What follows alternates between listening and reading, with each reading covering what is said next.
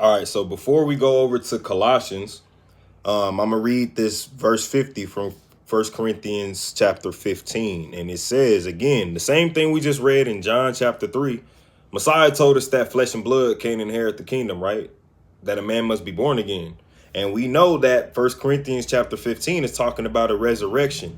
Therefore, we could conclude that being born again means that you are resurrected.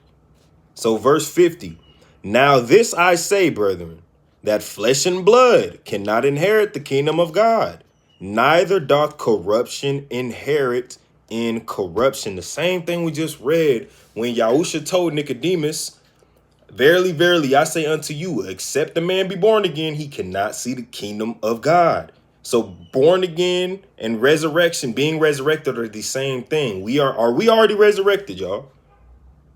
Am I resurrected? Am I talking to you from my spiritual body right now? No, you could clearly see me. You could clearly see me in this shirt. You could clearly see these locks still on my. You could clearly see me, my skin, everything. This body still gets tired. My eyes still gonna have bags under them.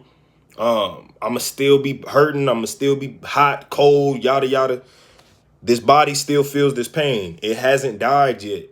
So we're already not born again. Okay, so we're going to go to Colossians chapter 1. And we're going to see what Paul says about Messiah and what he is. Colossians chapter 1 and where am I? Verse 18. So this is talking about Yahusha. And he, talking about Yahusha or Jesus, is the head of the body, the church, who is the beginning, the firstborn from the dead, that in all things he might have the preeminence. Yahusha paved the way and showed us that we have, if we follow these commandments, we have the right heart.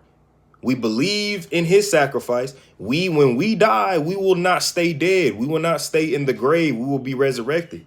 First Corinthians chapter 18 just told us that Yahusha, he is the firstborn from the dead.